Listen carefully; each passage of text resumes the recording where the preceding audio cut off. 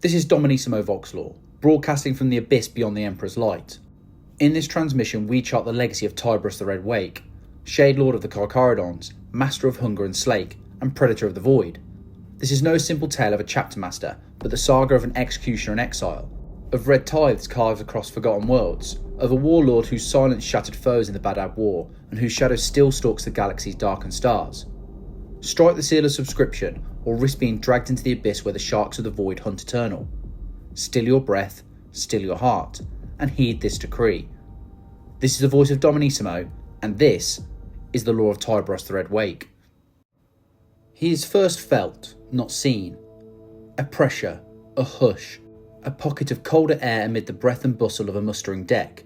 Servo rigs pause, tech adepts lower their eyes, and even veterans of 100 void boardings find themselves standing a fraction straighter. Then the bulkhead iris opens and the Shade Lord steps through. Tyberos wears the knight like armour even before the Ceramite. Tactical dreadnought plate enfolds him shoulder to greave, an ancient panoply thick with bonding studs and ritual scarring, its machine spirit soothed by oils older than most hive cities, cables as thick as a man's wrist caught beneath adamantine mantles. The armour's mass would anchor any other warrior to the deck. On Tyberos it moves with a predator's certainty, as if the suit were a pelt chosen by the hunter rather than a coffin he must drag. When his helm seals lock and his eyes vanish behind dead black lenses, there is no hint of the man, only a silhouette the void itself has sharpened. In his gauntlet sleep two relics whose names are prayers and threats, Hunger and Slake. They are not elegant works of noble forges, each is a murder tool made exquisite by purpose. A triad of lightning claws overlaid with chained teeth that whir and chatter when the kill is close. An ugly symphony caged in adamantium. Their housings are scored with old bites and fresh gouges, the scratches of things that met them only once. When Tyberos flexes, capacitors purr and teeth twitch in anticipation. He quiets them with a thought, a master calming hounds at heel. No artificer claims ownership. The gauntlet's provenance is a closed book. The Shade Lord's ownership, however, is not. He wears them as a fact, as mutable as his title. Those who have stood near him and lived remark on his voice before they speak of the claws. Tyberos does not bark orders, he whispers.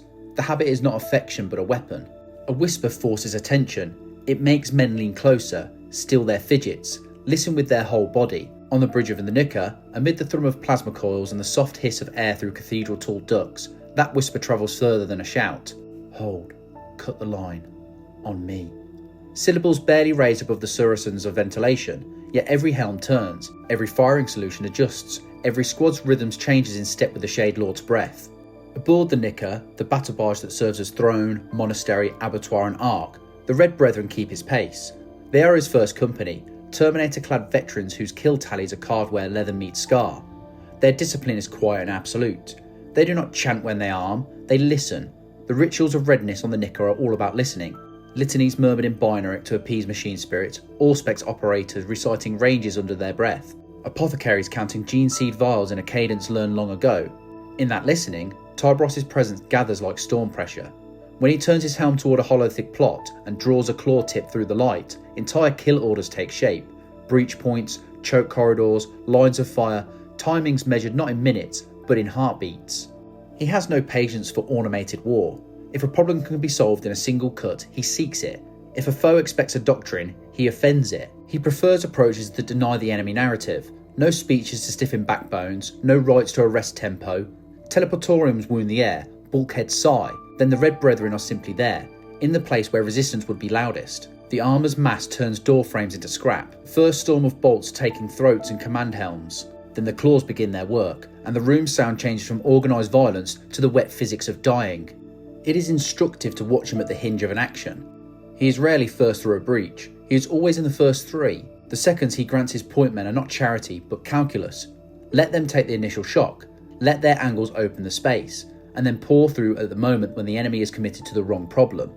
In those heartbeats he becomes motion, a straight line sprint impossible in such armour, a pivot that turns a charging brute into red mist, a step that places him exactly where the counterblow must pass and does not. Hunger skates, Slake bites, and the storm quiets. When the last enemy spasms on a pile of his fellows, Tyberos is already moving, helm tilted to read some private vector, another breach, another hinge, another cut to make. To call him cruel is to mistake precision for appetite. He wastes nothing, not time, not ammunition, not the attention of his warriors. When he kills, it is because there is killing to be done to achieve an end. When he spares, it is because silence requires witnesses as surely as terror requires corpses. That balance is not mercy but strategy. He has pronounced as much in that low voice to officers who thought to read him. We leave them something to remember. We take the rest. The men who heard it did not misunderstand again. He does not stand apart from the mechanics of his chapter's survival. In the Apothecarium, he walks the aisles of sleeping caskets, reading names inked on pallid skin, the ledger of gene seed harvested and reimplanted. In the forges, he watches tech priests loosen lightning from old coils and bind it back into weapon housings. He attends the Red Brethren's catechisms, not out of piety for texts, but because repetition is a kind of armour, and he hates wasted armour. When a suit's spirit sulks, he lays a hand on its breastplate and waits until the red warning eyes dim. When a veteran's aim wanders by a finger width, he sees it and marks the next drill to correct it. The Shade Lord's contempt is reserved for noise, for commanders who mistake spectacle for effect, for enemies who confuse theatrics with fear, for allies who cannot tell the difference between a line in a book and a line of advance. He has served beside chapters who love ceremony. He lets them love it and chooses the doors their ceremony leaves unguarded. He has made common cause with soldiers who require proof of loyalty. He gives them proof signed by necessity and moves on. He is neither diplomat nor outlaw. He is function. The Nicor breathes with that function. The ship's spine is a cathedral of pistons and rib cabling, nave lights strobing across deck plates scarred by boot and claw. Shrines are set where they must be, near lockways and magazine vaults, where men pass on their way to work that will kill them if their minds drift. The iconography is spare, jaw, hook, the black fin on grey. The relics are practical, an ancient breaching charge sealed under glass, a suit gorget that stopped a shot meant for a librarian's throat, the torn pauldron of a beast whose name no longer matters. In the firing ranges, target servitors cycle silhouettes faster than most marksmen can track. The Red Brethren shoot by rhythm, not sight. 1, 2, 3, breathe, 1, 2, shift. In the void docks, boarding torpedoes sit with their maws open and their teeth bared, black as the night outside the hull. If there is a moment when the man shows through the plate, it is not in the battle, but in the calm before. Observers tell of occasions where the bridge was dimmed to night cycle and only the hololith sea glow lit the chamber. Tyberos would stand with the helm crowded in one hand, face like carved bone, gaze on the star map as if listening to it speak. When he replaced the helm, it was less like a man armouring and more like a creature resuming its true shape. He doesn't pace, he sets and resets a single claw along a railing, a quiet metronome for the ship's heart. He keeps counsel with war psychers, but never lets prescience replace reconnaissance. He honours the tech priests, but will jettison a machine that refuses the hunt. He trusts his veterans implicitly, and expects them to carry that trust like a weight. When he names a brother to the Red Brethren, he does not do it in a hall of banners. He does it at the mouth of a lock, where the air smells of sealant and cold iron, and the newly minted Terminator can hear the void breathing on the far side of the door. Step through, the Shade Lord whispers. Walk well. So the legend of Tyberos takes shape. Less a chronicle of victories than an outline drawn by absence. After he passes, rooms are quiet, corridors are clean, and records are thin. The enemy is gone and the story about how they went is shorter than the list of their names. His wake is read because the work requires blood, and because nothing else marks the path he takes. There are lords who rule with speeches, saints who lead with miracles, tyrants who leave monuments. The Shade Lord leaves cuts. He believes a cut, correctly placed, is monument enough. The mining world of Zartak had little reason to believe its name would ever be remembered beyond the ledges of the Administratum. It was a planet of drudgery and punishment, a penal colony that dug deep into black rock for ore, and deeper still for redemption that never came. The skies were ash grey, the ground treacherous with slag pits and collapsed tunnels, and the only structures that rose above the horizon were razor wire fences and monolithic bastions of the Adeptus Arbites. Yet in the year of its fall, the fate of Zartak would echo far beyond its system, for into its endless night came the predators of the Outer Dark. The Nika, flagship of the Carcharodons, translated into the system without warning. There were no advanced scouts, no parley, no broadcast of intent. One moment the void was silent, the next it was filled with hulls so scarred they seemed carved from the abyss itself. The Vox stations on Zartak's orbital satellites sent out frantic hails, but the only reply was silence, and then impact.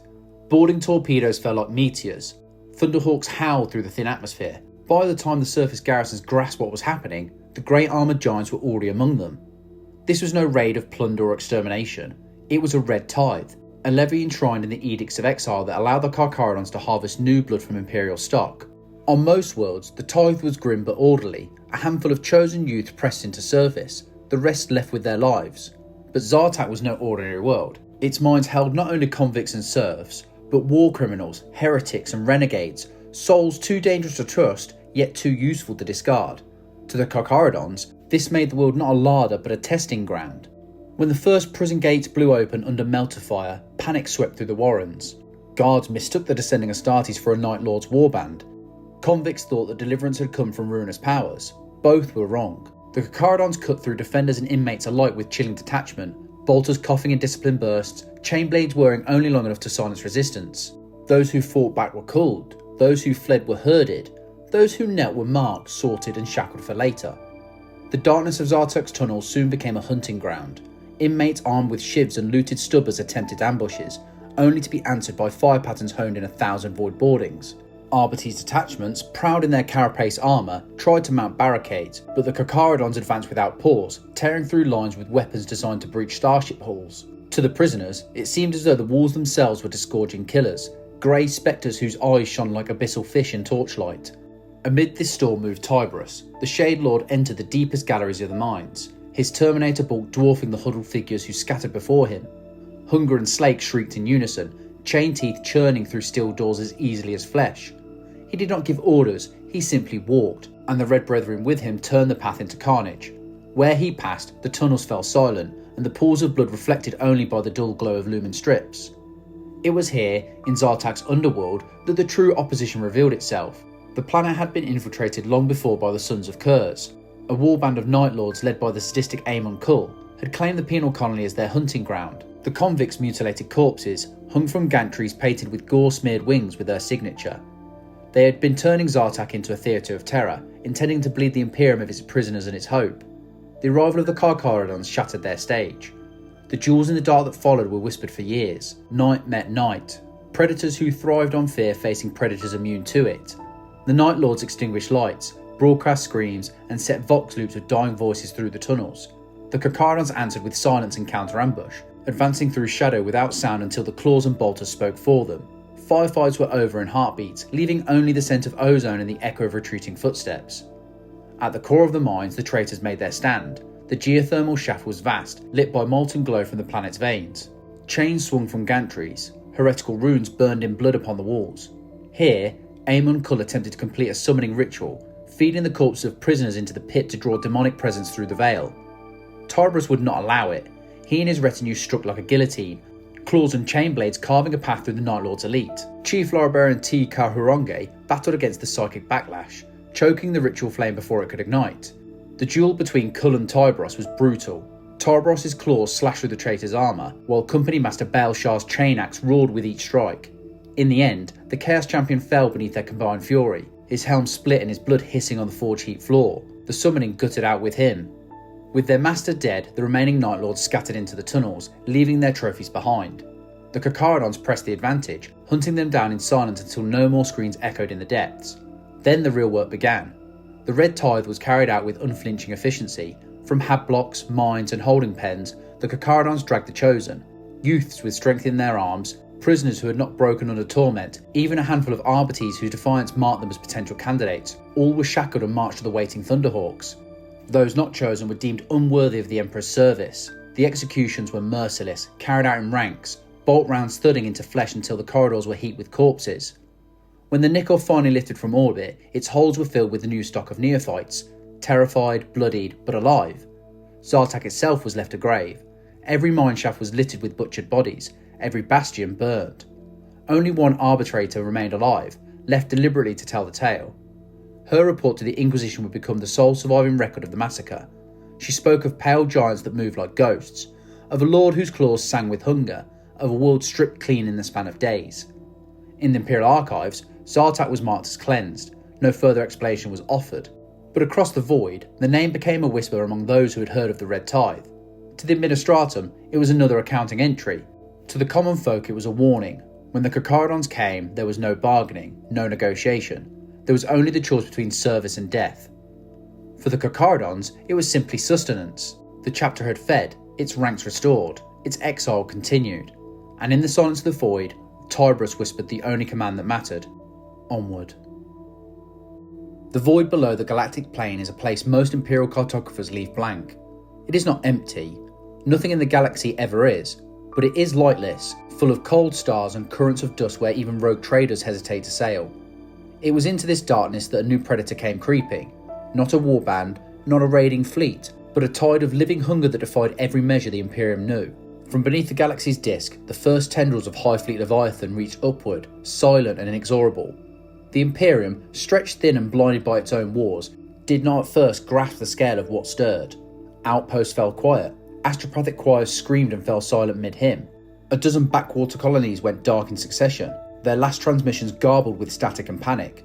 Then came the reports from explorators who had ventured too far. Moons covered in chitin, orbitals picked clean to the bone, worlds reduced to husks with their atmospheres stripped. The galaxy had seen the tyrannies before, but this approach was different. Leviathan rose from below, a spear thrust from the abyss where no one had expected a blade. The Carcharodons, prowling in the outer night as always, were among the first to meet the invasion. They did not march to war with proclamations or formal summons, they simply encountered the swarms as they cut their path through the undergalaxy. And they fought. Tyberos ordered the fleet into the current of the oncoming tide. The Nicker became both spearhead and sanctuary, driving the chapter's strength against the first splinter fleets that probed into human space. Boarding actions defined the early campaign. Leviathan's bioships were vast and terrible, each a cathedral of muscle and bone. Against them, the Carcharodons launched assault torpedoes into the void, hammering into the organic hulls and burning their way inward.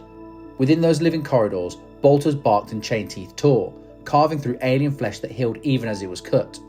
The air was thick with spores and acid, a suffocating fog that clung to armour seals. Yet the grey armoured giants pressed forward, methodical as surgeons, slaughtering every creature that moved until they reached the synaptic nodes that pulsed like obscene hearts. There was no beauty in these wars, it was attrition at its most merciless. On one nameless moon, Tyberos led 3 companies into a canyon that became a carnal house.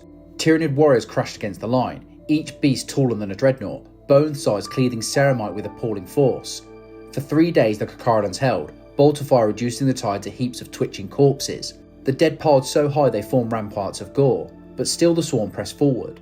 When at last the final wave broke and silence returned, the survivors were so drenched in alien ichor that their grey armour seemed dyed red. For the Carcharodons there was no respite. Every victory was followed by another alarm, another infestation rising, another wave of organisms spewed forth from the abyss. Squads fought until ammunition ran dry, then switched to blades and claws, hacking until nothing moved. Apothecaries worked ceaselessly, gene seed harvesters filling vaults with the legacy of the fallen. Tech marines patched armour with plates stripped from the dead and prayed over bolters that had not cooled in months. Even the ancient Nicker groaned under the strain, her hull pitted by spore impacts and her gun decks rattling from ceaseless fire. The Red Brethren, Tyberos' elite terminators, were thrown again and again into the heart of the storm. In one infamous battle, they teleported directly into the core of a hive ship as it descended upon an Imperial world. Within minutes they were surrounded by living walls of claws and chitin, the very ship itself shuddering to repel them. Tyberos strode at the head, Hunger and Slake shrieking as they tore through Synapse beast that directed the swarm. Witnesses claimed that he butchered 3 Tyranid warriors in his many heartbeats, his claws whirring too fast for the eye to follow. When the ship finally died, convulsing as firestorms consumed its brain nodes, the surviving Terminators marched out drenched in gore but unbroken. Yet for all the victories, the cost was terrible. Each campaign bled the chapter more than the last. Squads that had stood at full strength dwindled to half, then less. Some companies ceased to exist entirely, their banners rolled up and placed in the ossuaries aboard the Nicker. Tyberos counted each loss in silence, but he did not relent. To retreat would have meant yielding the Imperium's flank to the Devourer, and in the creeds of exile there was no retreat, only the hunt. Still, he saw the truth. The Carcharodons were being thinned. The usual Red Tithes could not replace the warriors at the rate the Leviathan consumed them. Every recruit harvested from the human stock had to be trained, tested, reforged in war, and too many fell before they ever reached the battlefield. For the first time since the Day of Exile, the Carcharodons faced the possibility of extinction. Tyberos, Master of Silence, confided this to no one outside his circle of captains. But those who fought beside him sensed the weight pressing down on the Shade Lord's shoulders. The war became one brutal pragmatism. Entire worlds were sacrificed without hesitation.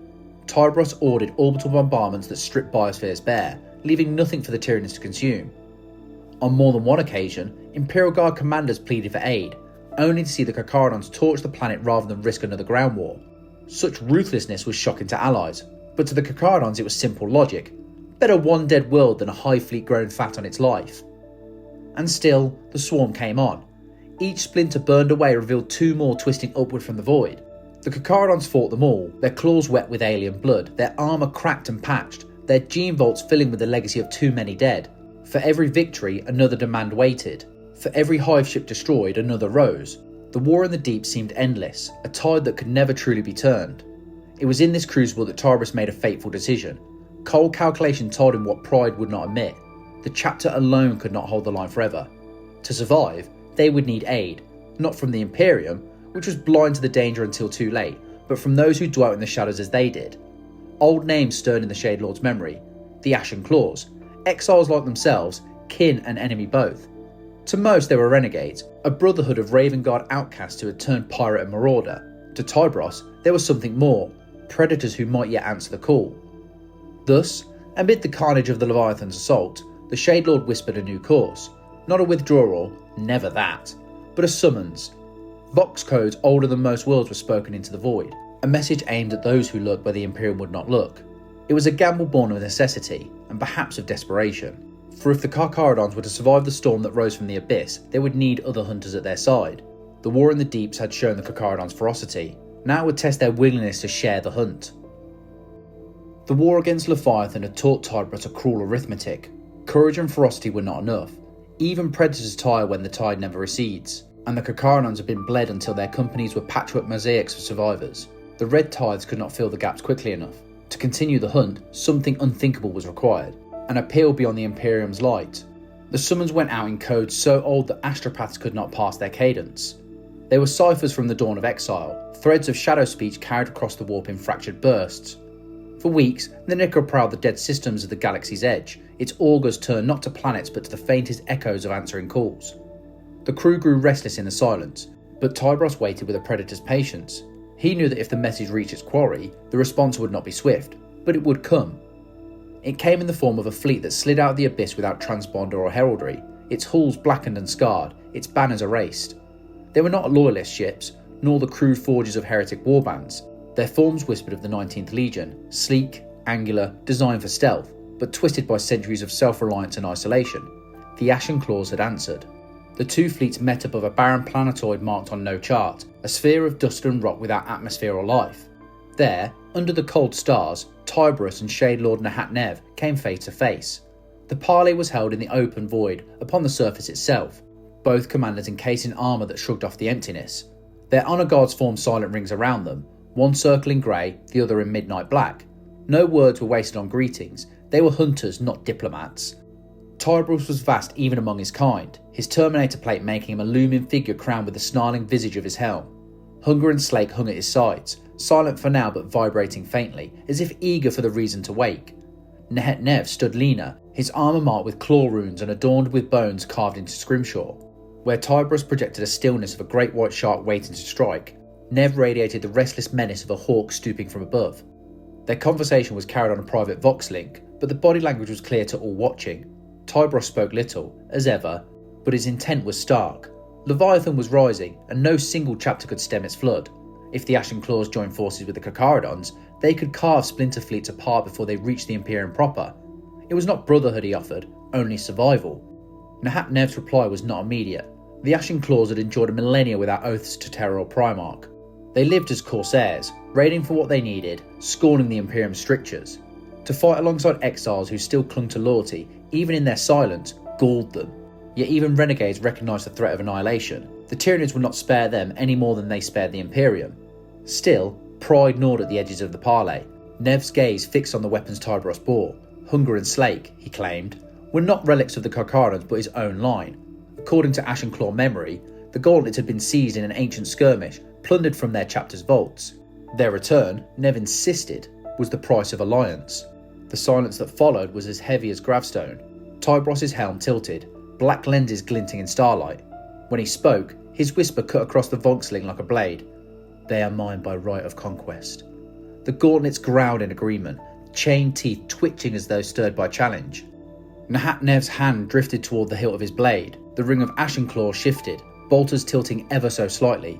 The Red Brethren mirrored the motion, Terminators locking step around their lord. In that breathless moment, the planetoid seemed to hold still, waiting to see if blood would bloom across its lifeless soil. But Tyberos was no duelist seeking glory. He was a Shade Lord who weighed necessity above pride. He raised one clawed gauntlet and extended a single talon toward Nev's chest. If you wish, take them now. But know this, when I am done, there'll be nothing left of you to wear them.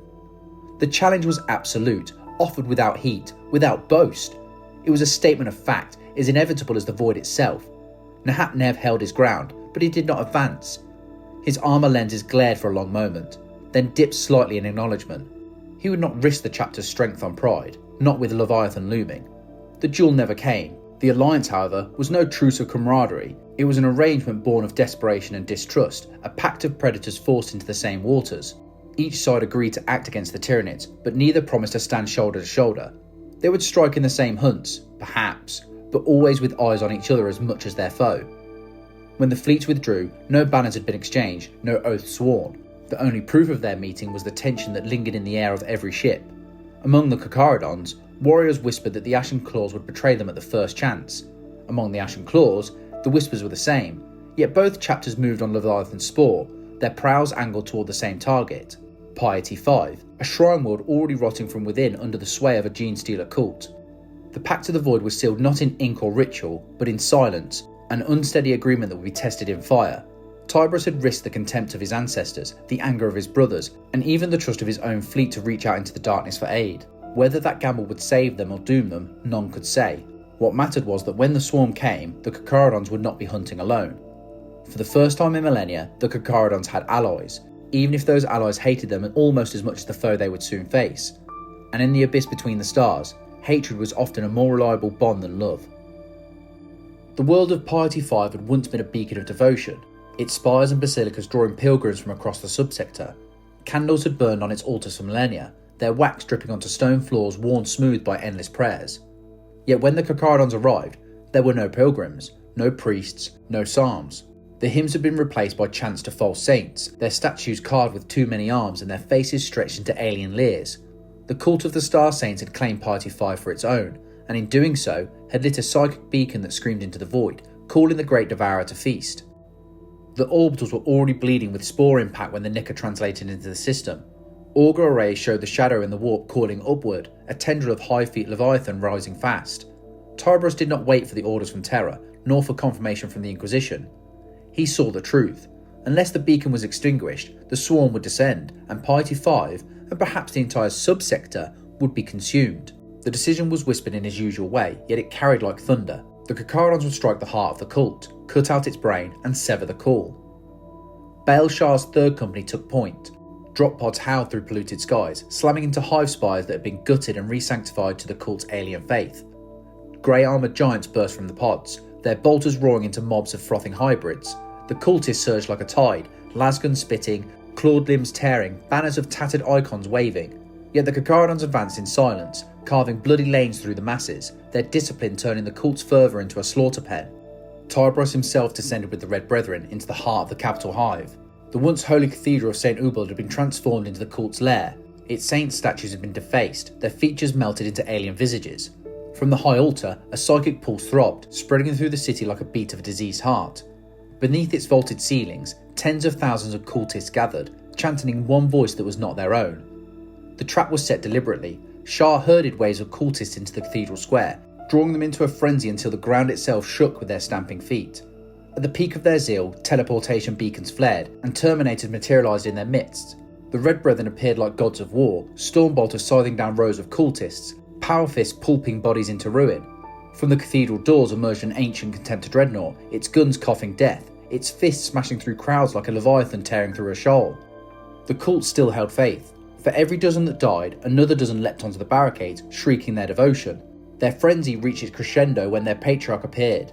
The great beast erupted from beneath the altar in a storm of stone and dust, its claws scything through marble pillars as it bellowed a psychic challenge. Towering over the melee, its eyes glowed with hypnotic malice, turning strong men into puppets and making them throw themselves into the Carcharodons' blades. But the Carcharodons had not come unprepared. Chief Librarian T. Caharange and his cadre moved to intercept, their psychic wards blunting the Patriarch's mental lash.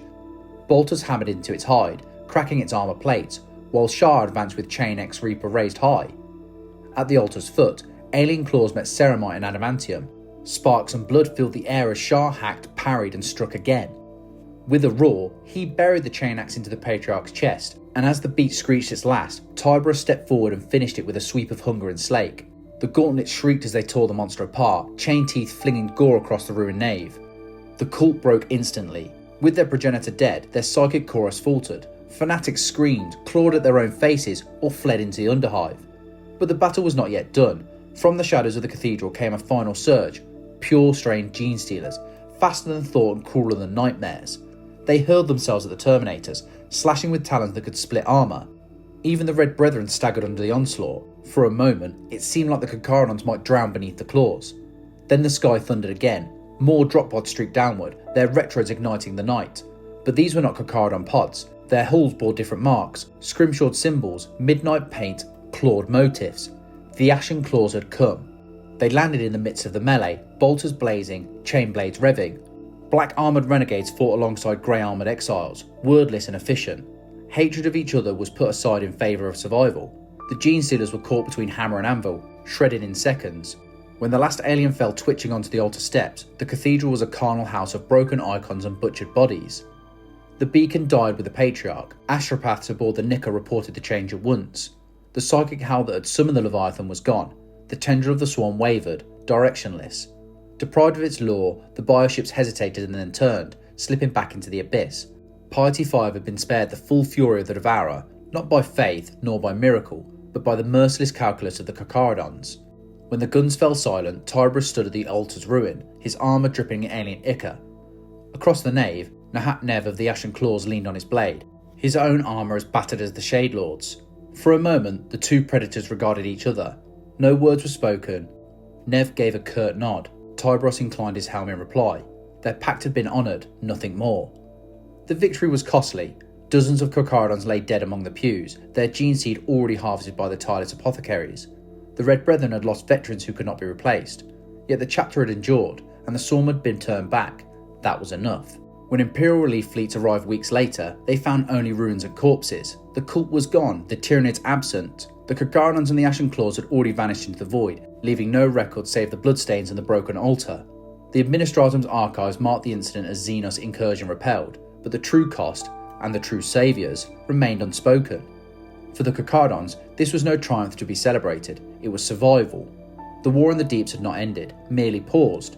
The Devourer would come again, but for one desperate moment on a desecrated shrine world, Tyberos had denied it, and in doing so, he had proven that exile was not weakness, but strength drawn from silence and shadow.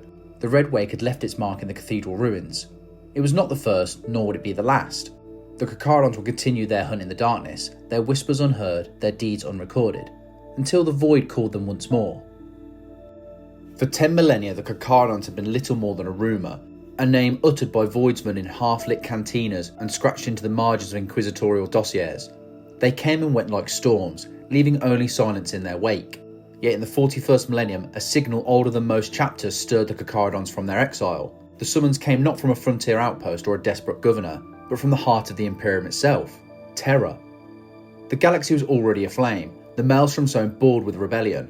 Astral Claws, Mantis Warriors, and the successionist kin had defied the High Lords, plunging loyal and traitor alike into war that spread across a dozen systems. Imperial forces had gathered in strength, but the rebellion's reach was wide and its champions formidable.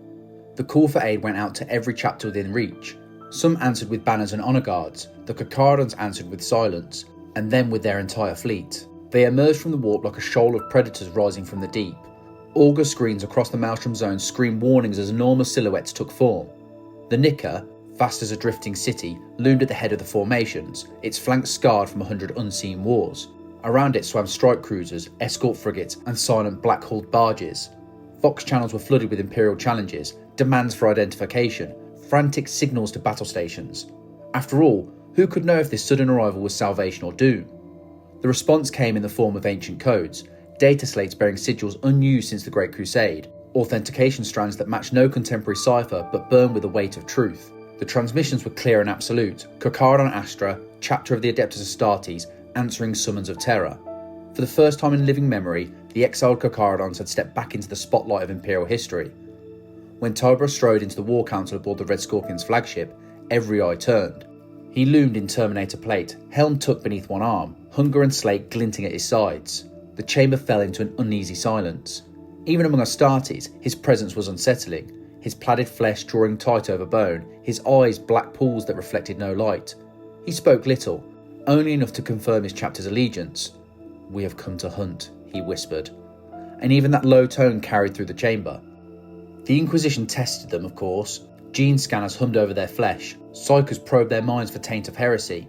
The seals Tyberos presented were scrutinised, every sigil cross-referenced against archives older than many sectors. All held true.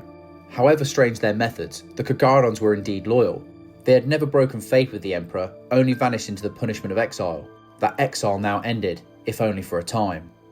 Lord High Commander Karab Khuln of the Red Scorpions, the supreme loyalist commander, regarded Tyberos with the wary respect of a soldier who knows another killer when he sees one. Khuln was Codex born, rigid and precise. Tyberos was the embodiment of void-honed pragmatism. The two could not have been more different, yet necessity bound them together. Khuln recognised the value of the Carcharodons, a force that thrived in silence, who could strike deep and hard where other chapters hesitated. He placed them not in the centre of his lines, but at the fringes, the wild spaces where their savagery would not shake more conventional brothers. The Carcharodons did not contest this. They were not here for glory parades or the measured honour of siege warfare. They were here to be unleashed. Tyberos listened to Khuln's orders, inclined his helm in assent, and asked only one question: where are the enemy's strongest? His answer came swiftly. The rebellion's reach extended into the distant Endymion Cluster, a region of isolated systems far from reinforcement. There, the Mantis warriors had entrenched themselves, striking loyalist supply lines and harrowing convoys. Khuln, pressed by the greater siege of Badab itself, needed a hammer to fall upon Endymion while he drove at the tyrant's heart. That hammer would be the Carcharodons. Before they departed, the other loyalist commanders studied their strange new allies with unease. Their discipline was alien, their silence was oppressive. Where the Salamanders muttered prayers of reassurance to civilians they protected, the Carcharodons offered nothing but a cold stare. Where the Fire Angels lectured on doctrine, the Carcharodons moved through the shadows wordlessly, their presence felt more than seen. And always, at their head, Tyberos, watching, listening, whispering orders that his brothers obeyed without hesitation. Some questioned whether the High Lords had truly summoned such a chapter. Others wondered aloud if they could be trusted not to turn their claws upon Imperial citizens. Khuln silenced them with a single reminder: loyalty is proven not in oaths, but in blood shed against the foe. The Carcharodons would be judged by their actions. When the Carcharodons' fleet broke from the mustering lines, it did so with the eerie silence that characterised all their movements. There were no rallying cries, no vox sermons, no thunder of hymnals. Engines flared, prows turned, and the fleet vanished back into the warp. Their course was set, the Endymion Cluster and the Mantis warriors who waited there. For the people of the Maelstrom Zone, the name Carcharodons Astra would soon become a curse whispered in terror. But for the War Council on that day, it was something different. A promise that the enemies of the Imperium, no matter how entrenched, would find themselves hunted by predators born for silence and slaughter. The summons of terror had been answered, the Carcharodons had returned to the Imperial site, and under Tyberos the Red Wake, they were ready to drench the stars in blood once more. The Badab War was about to learn what exile had made of them.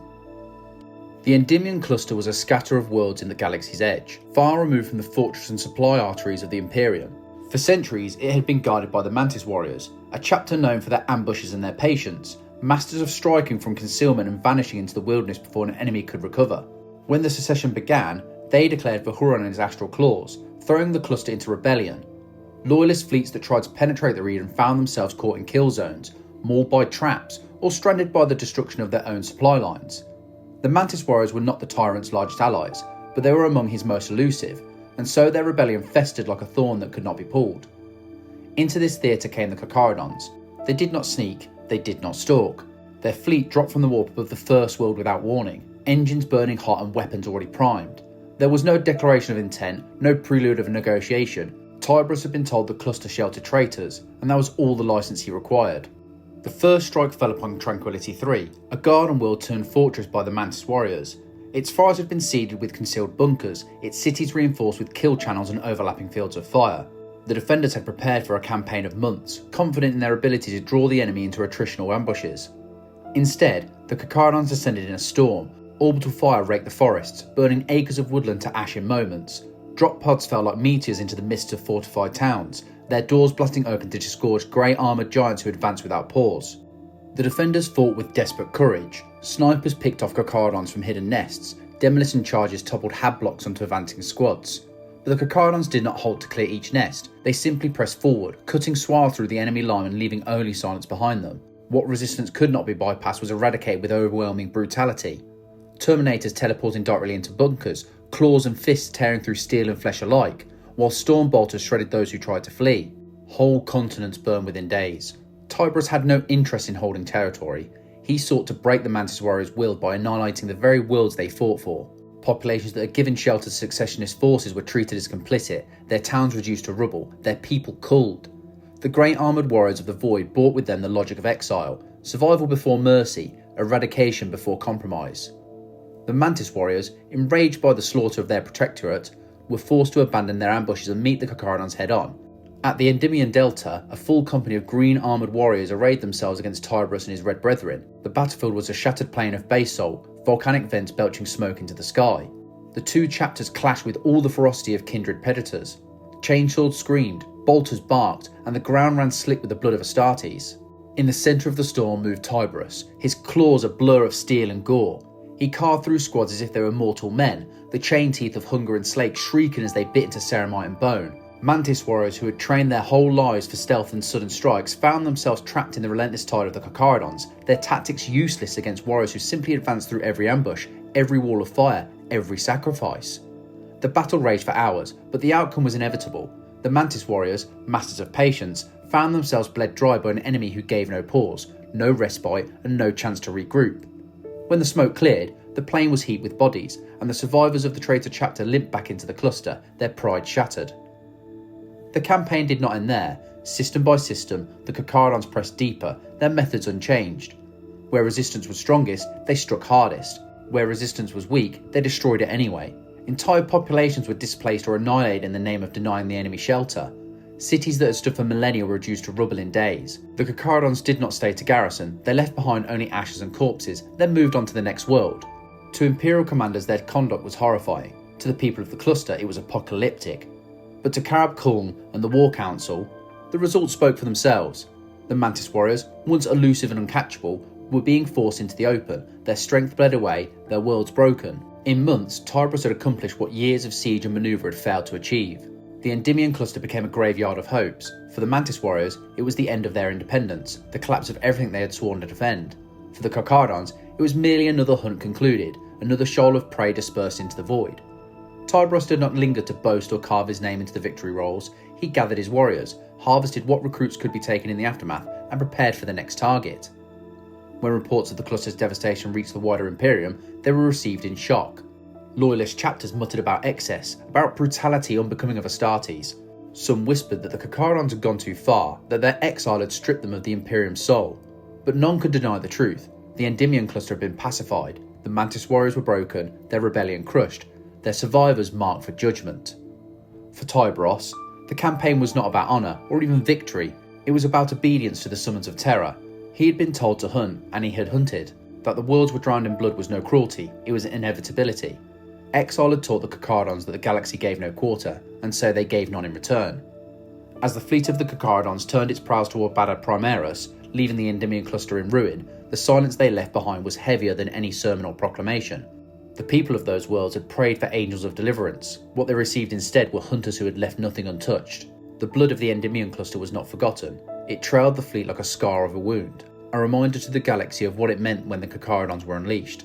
And Tyberos, helm lowered, claws still wet with the ichor of his prey, whispered only one command as the Nikel's engines flared. Onward.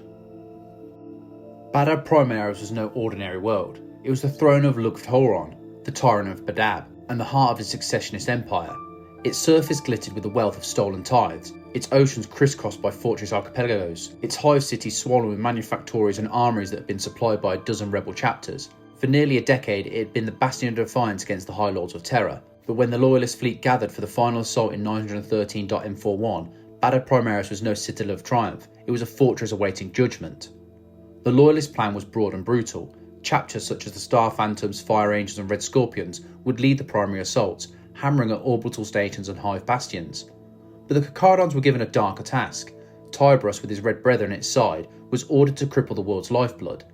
The Tyrant's war machine thrived on energy drawn from the vast geothermal reactors, buried deep beneath the surface. If those cores could be sabotaged, the planet's cities would wither, its forges go cold, and its defences collapse. It was a mission that required merciless precision. It was a mission made for the Carcharodons. The Nick had descended into the orbit cloaked in silence. Drop pods rained into the upper spires of Badab's industrial hives, bursting apart in clouds of ceramite and steel. Carcharodon squads advanced wordlessly through Manufactura choked with smog, their bolters snapping down corridors lined with loyalist-turned-traitor militia.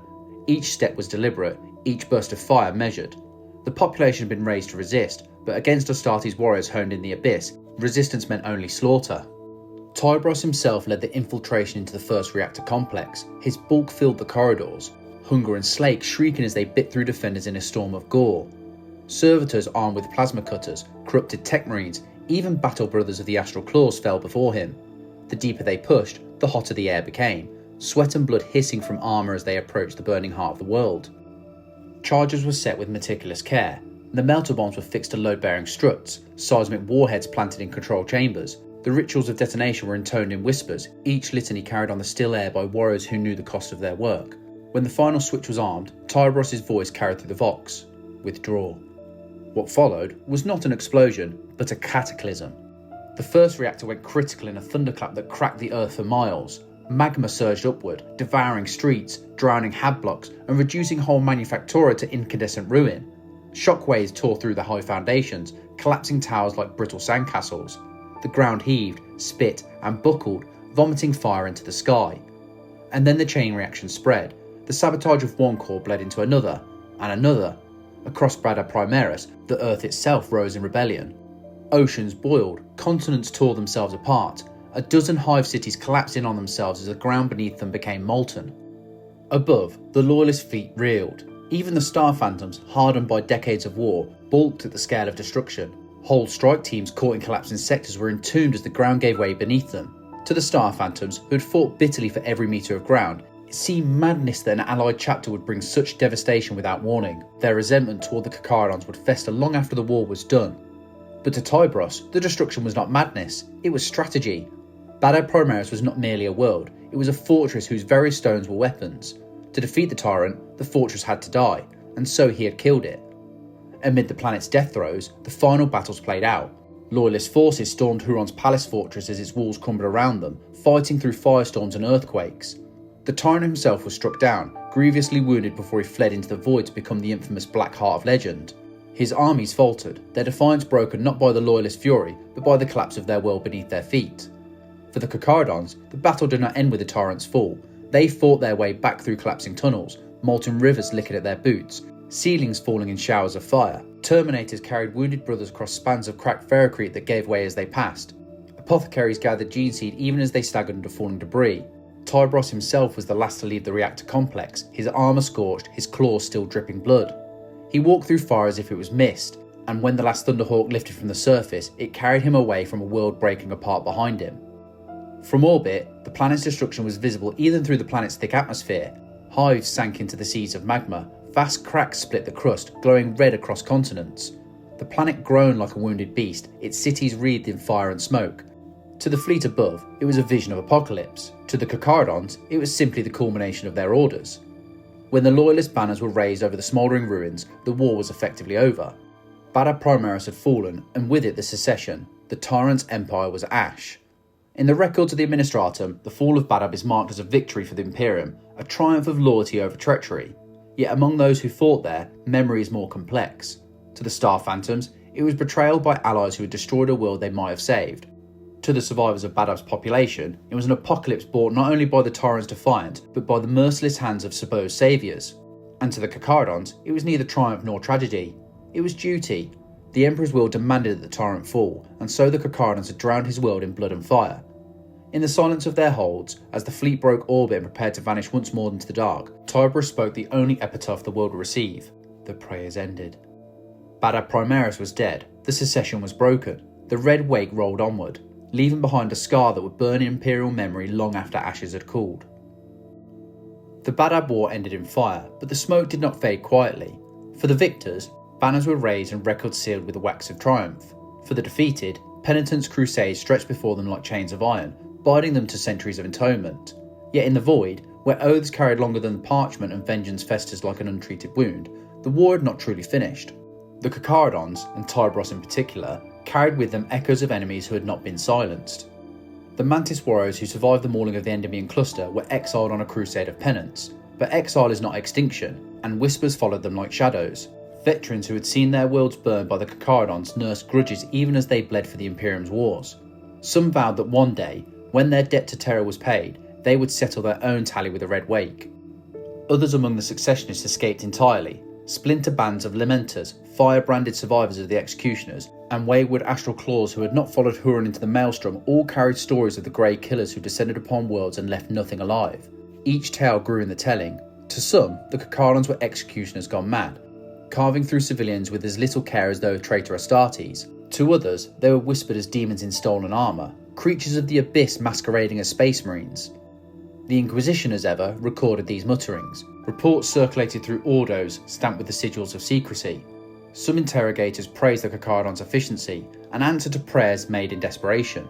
Others recorded the scale of their methods. Exterminatus in all but name, one Puritan Inquisitor scrawled in red ink beside the Tranquility reports. The file was buried, but not forgotten. Among the Order Hereticus, the Carcharodons were now a question mark to be watched carefully. Tyberos, for his part, gave no answers. The Nicaur prowled the edges of Imperial space once more, hunting raiders, xenos infestations, and rebel enclaves where no reinforcements would ever come. To the Imperium, the Carcharodons seemed to vanish, swallowed once again by their endless exile. But to those they touched, their memory was indelible. On the feral world of Mollycroft, a green-skinned War was drowned in blood by the sudden arrival of grey-armoured giants. No survivors could say from where they had come from or where they went, but whole tribes of orcs were erased in days. The legends spread among the Xenos warbands. Never linger too long in one place, for the Carcharodons of the Void would find your scent. On the shrine moon of Eleanor, a cult that had thralled half its population awoke to find their cathedral doors torn from their hinges. The cult's magus was found crucified on his own altar, carved apart by blades that had left gouges in stone. To the frightened survivors, it was divine retribution. To those who looked closer, it was the work of predators who left no sermons, only silence. But vengeance is not carried by survivors alone. It festers in the void, in the hearts of brothers betrayed. Among the renegade warbands that had once served the tyrant of Badab, stories of Tyberos' red brethren became rallying cries. A company of executioners, driven into exile, swore that one day their axes would drink from the Carcharodons who had turned their allies into carrion. Chaos Reavers drifting on the fringe of the maelstrom painted their armour with the crude Carcharodons' jaws, mocking the predators they had once fled. Even Huron Blackheart himself, as he rebuilt his Corsair empire in the maelstrom, is said to have cursed the name of Tyberos, vowing that the Red Wake would one day be broken upon his throne of black iron. The galaxy's memory is long, but Tyberos wore such threats like trophies. His silence was never shaken. To him, vengeance was another current in the tide, inevitable, unavoidable, and irrelevant to the hunt. They may come, he whispered once to his captains, voice carrying through the chamber like a rasp of a blade, but the prey remains prey, whether it hunts or flees. Yet even as he dismissed their hatred, shadows gathered. The Ashen Claws, those uneasy allies from the Leviathan Wars, had not forgotten their grievance over hunger and slake. Their Shade Lords still claimed the gauntlets as stolen relics. Their warriors, bitter at having fought beside exiles who still bent the knee to terror, whispered of betrayal yet to come. Their pact with the Carcharodons had ended on Piety 5, but their paths, carved by fate, would cross again. And within the Imperium itself, suspicion grew. The High Lords had called upon the Carcharodons in desperation, but now that the tyrant was gone, their savagery seemed less tolerable. Petitions began to circulate among certain segmentum authorities, urging tighter oversight of the chapter's movements. But how do you leash predators who live only in the void, whose fortress is a ship that never docks, whose masters answer to edicts written in languages older than your empire? The petitions died in red tape, the Carcharodons continued to roam. Still, the seeds of vengeance had been sown. Across the galaxy, in hearts both imperial and heretic, the Red Wake had left scars that would not heal. Each act of ruthlessness, each tithe, each world stripped bare ensured that when retribution came, it would be savage. For Tyberos, this mattered little. He did not measure his chapter's legacy in friendships or forgiveness. He measured it in silence left behind, in enemies erased, in the unbroken chain of survival that stretched back to the day of exile. Vengeance, whether promised by inquisitors, traitor lords, or rival exiles, would find him eventually. When it did, he would meet it as he met all things, with whisper, with claw, with silence. The galaxy may have thought the Badab War was over, but in the shadows beyond the Emperor's light, debts remained unpaid, and in those shadows, Tyberos waited, sharpening hunger and slake on the whetstone of memory, listening for the first stirrings of hunters turned prey. The predators had left their mark. Now, others would try to mark them in turn. The galaxy does not keep count of predators. It remembers victories, names of saints and tyrants, crusades and rebellions. But predators move between the lines of history, leaving only wounds to mark their passage. So it was with the Carcharodons, and so it is with Tyberos the Red Wake. After Badab, After Tranquility, after Leviathan and the nameless wars in the Abyss, the chapter did what it had always done. It disappeared. No grand procession marked the departure, no chronicler stood ready to tally their deeds. The Nika and its fleet slipped back into the void like Carcharodons returning to deep waters, their wake red with the blood of prey but already fading into silence. For those that encountered them afterward, the memories blurred together into something more legend than report. A rogue trader's convoy vanished in the halo stars, and the survivors swore they saw pale giants emerge from boiling torpedoes, stripping the pirates bare before vanishing again. On the agri worlds of Veas, a gene-stealer uprising was snuffed out overnight, the Patriarch's corpse found nailed to the gates of its own brood nest. No chapter sigils were left behind, only gouge marks in stone walls where chain teeth had torn through rock as though it were flesh. The Carcharodons became once again a rumour. Inquisition dispatches logged them as engaged in theatres unknown. Administratum clerks redacted their name from rolls of Crusade honours. The wider Imperium looked elsewhere, to Guilliman's return, to the Great Rift, so the cicatrix dividing the galaxy in two. But in the darkness, Tyberos' shadow lingered. He had become more than a commander. Among his chapter, his name was spoken like a tide mark, the Red Wake, the Shade Lord who carried them through the abyss and returned them stronger each time. Some whispered that his claws were not merely weapons, but symbols of the chapter's creed, hunger and slake, the twin truths of exile, to hunger endlessly, to slake only for blood. Others whispered that his silence was the true weapon, the stillness that broke worlds long before the claws descended. The recruits taken in the Red Tithe grew into warriors under his gaze. They learned to fight not for banners or glory, but for survival. In the endless holds of the Nika, initiation rites continued without pause. Neophytes bled, fought, and died until only the strongest remained.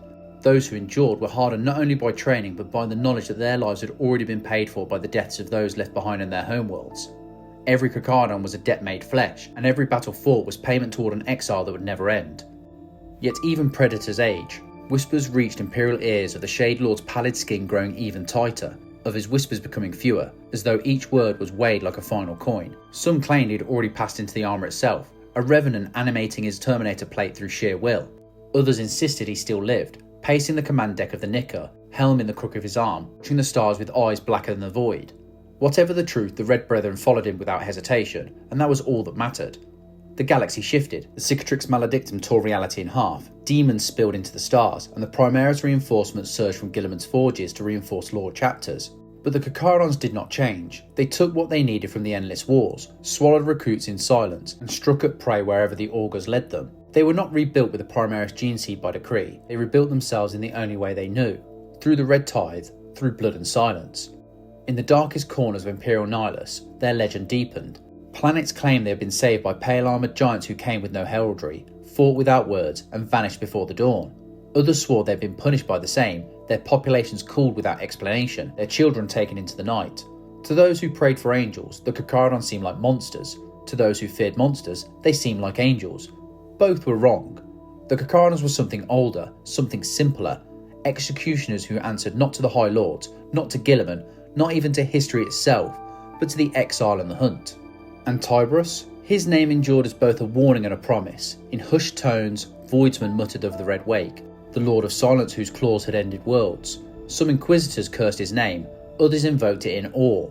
Among the chapter, it was spoken only in reverence, carved into bone and steel, etched into the margins of kill tallies. To be a son of the Red Wake was to carry his shadow forward. No one can say where he is now. Perhaps he died as all warriors must, his body interned in the ossuaries of the Nika, his armour awaiting the next to bear the title of Shade Lord. Perhaps he still whispers commands in the gloom of his flagship, his eyes scanning the augur for the next spore of prey. Or perhaps it does not matter. Tyberos the Red Wake is not simply a man, nor even a commander. He is the shape of the chapter itself, relentless, silent, and merciless. The Imperium will not raise monuments to him, no cathedral will bear his name. But when prey vanishes in silence, when cults are broken in the night, when worlds whisper of pale giants who came and went like shadows, then his legacy is alive. For the Red Wake is not a single moment of fury or a single war concluded. It is an unending tide, a trail of blood stretching from the day of exile to whatever end of the galaxy itself will see. And so the Carcharodons endure. Somewhere beyond the maps, beyond the reach of the Astronomicon's failing light, a fleet still prowls the abyss. Its prows are scarred, its hulls dark, its engines humming with the quiet promise of slaughter. Within its heart, a voice whispers commands that no enemy ever hears until it's too late. Tyberos may one day fall, but the Red Wake will not. It is written in the marrow of every Carcharodon, etched into the void itself. Where silence reigns, where prey is found, Where blood fills the water, the Red Wake endures. This has been Dominissimo Voxlore, and the broadcast fades once more into the silence of the void. You have walked in the shadow of Tyberos the Red Wake, Shade Lord of the Carcharodons, Predator of the Abyss, and Executioner of the Badab War. His Red Wake endures, not in monuments or chronicles, but in scars carved across worlds, in silence that follows slaughter, and in the prey that will never rise again. Strike the seal of subscription and join me again in the dark waters of the 41st millennium. Until the next broadcast, remain watchful, remain silent, for the sharks still hunt.